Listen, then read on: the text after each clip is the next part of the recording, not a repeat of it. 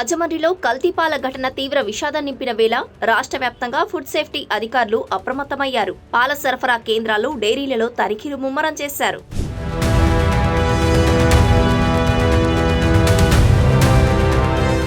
క్యాన్లలో సేకరించి ఉంచిన పాలను పరీక్షించారు. డైరీ నుంచి పాల శాంపిల్స్ ను తీసుకుని పరీక్షల నిమిత్తం పంపించారు. తనిఖీల్లో చాలా లోపాలు బయటపడుతున్నాయి. చాలా మంది డైరీ వ్యాపారులు పాలను నిల్వ చేయడంలో సరైన పద్ధతులు పాటించడం లేదని Kakinada assistant food controller Nanda తెలిపారు. అందాజీ అసిస్టెంట్ ఫుడ్ కంట్రోలర్ కాకినాడ జిల్లా అండి. ఈ మధ్యకాలంలో ఏంటంటే రాజమండ్రిలోని చాలా విషాదకరమైనటువంటి ఘటన జరిగింది. అందులో ఈ మిల్క్ అనేటువంటిది అడల్టరేట్ అయ్యి ఆ తాగినటువంటి మిల్క్ చాలా సఫర్ అయ్యి హాస్పిటలైజ్ అయ్యి చనిపోవడం, మరణాలు కూడా జరగడం జరిగింది.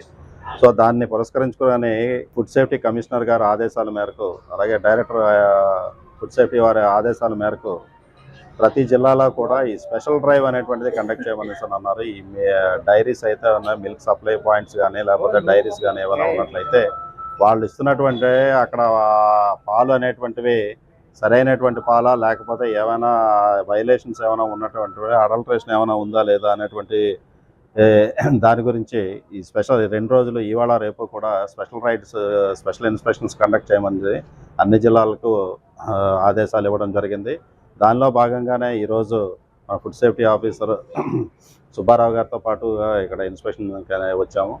సో ఇక్కడ ఈ డైరీలో చూసినటువంటిది ఏంటంటే వీళ్ళకి ఈ డైరీ అంటే ఈ బఫెలోస్ అవన్నీ కూడా కౌస్ అనేటువంటి కూడా వేరే గ్రామాల్లో ఉండి అక్కడ కలెక్ట్ చేసినటువంటి పాలన్నీ తీసుకొచ్చి ఇక్కడ ఈ పాలను స్టోర్ చేసి ఈ పాలను అనేటువంటి పబ్లిక్కి అమ్ముతూ ఉన్నారు. సో ఇటువంటి పాలల్లో అనేటువంటి ఏమైనా కలుపుతున్నారా అనేటువంటి దానికి చూసినట్లయితే ఇక్కడ కొన్ని స్టోరేజ్ పాయింట్లో సరైనటువంటి హైజీనిక్గా లేకుండా ఉన్నాయి. సో అటువంటి వాటికి నోటీస్ ఇవ్వడం జరిగింది. Proper hygienic sanitation conditions maintain చేయమని. చాలా కేంద్రాల్లో మ్యానుఫ్యాక్చరింగ్ డేట్లు, ఎంఆర్పీ రేట్లు సరిగా ముద్రించలేదని అధికారులు గుర్తించారు. ఫ్రిడ్జ్లో ఎక్కువ రోజులుగా నిల్వ ఉంచిన బాదం పాల ప్యాకెట్లను గుర్తించారు. ఇక్కడ కొన్ని స్కిమ్డ్ మిల్క్ ప్యాకెట్స్ కూడా కనబడ్డాయి. సో ఈ స్కిమ్డ్ మిల్క్ అంటే అదేంటంటే పాల పౌడరు. ఆ పాల పౌడర్ని ఏం చేస్తారంటే పాలు లేనప్పుడు లేకపోతే ఏదైనా అవసరమైనప్పుడు ఈ వేడి నీటిలో దాన్ని కలిపినట్లయితే సో పాల కింద తయారవుతాయి. పౌడర్ నుంచి పాలను తయారు చేస్తూ ఉంటారు. సాధారణంగా డైరీ మెయింటైన్ చేసినటువంటి వాళ్ళు కూడా ఈ పౌడర్ నుంచి పాలు తయారు చేసేటువంటి చేయకూడదు. సో అటువంటి చేయవలసినటువంటి చేసినట్లయితే సరైనటువంటి వాటర్ వాడుతున్నారా లేదా, ప్రాపర్ హోమోజీనియస్గా తయారవుతుందా లేదా అనేటువంటిది వస్తుంది. సో కాబట్టి అటువంటిది వాడదని చెప్పి గతంలో కూడా ఇన్స్ట్రక్షన్స్ ఇవ్వడం జరిగింది. ఇప్పుడు కూడా చూసి వాటిని స్టాక్ని సీజ్ చేస్తున్నాం. సో వాటి మీద నోటీస్ ఇచ్చి వాళ్ళ యాక్షన్ కూడా తీసుకుంటాం ఫుడ్ సేఫ్టీ స్టాండర్డ్స్ యాక్ట్ ప్రకారం. అదేవిధంగా ఇక్కడ శాంపిల్స్ ఇప్పుడు అమ్మేటువంటి పాలను కూడా తనిఖీ చేసి వాటిని శాంపిల్స్ కింద తీసి స్టేట్ ఫుడ్ ల్యాబొరేటరీకి పంపించడం జరుగుతుంది.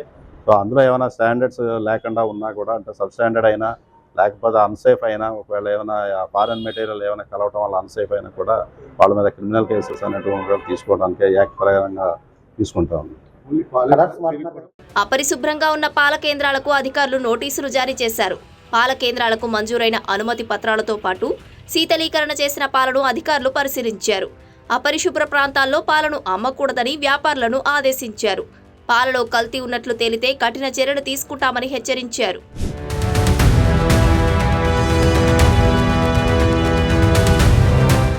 అనంతపురం, కృష్ణా సహా పలు జిల్లాల్లో ఆహార భద్రతా అధికారులతో పాటు విజిలెన్స్, వ్యవసాయ శాఖ అధికారులు సంయుక్తంగా తనిఖీలు చేపట్టారు. కళ్యాణదుర్గం రోడ్డు సమీపంలో పాలలో ఉప్పు కలిసినట్లు నిర్ధారించామని ఫుడ్ సేఫ్టీ అధికారిని తస్లీమా తెలిపారు.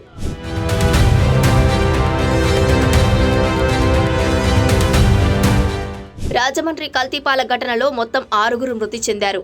వెంటిలేటర్పై చికిత్స పొందుతున్న బాలుడు సైతం మరణించడంతో మరణాల సంఖ్య 6కు చేరింది. మరో 2 పరిస్థితి విషమంగా ఉంది. వ్యాపారి తన డైరీలో పాలను నిల్వ చేసేందుకు ఉపయోగిస్తున్న కూలింగ్ యంత్రంలో కూలాంట్ లీక్ అయి పాలలో కలవడం వల్లే ఈ విషాదం చోటు చేసుకున్నట్టు అధికారులు ప్రాథమికంగా నిర్ధారించారు. ఈ కల్తీపాల ఘటనను రాష్ట్ర ప్రభుత్వం సీరియస్ గా తీసుకుంది. రాష్ట్ర వ్యాప్తంగా అన్ని పాల విక్రయ కేంద్రాల్లో అధికారులు విస్తృతంగా తనిఖీలు చేపట్టారు.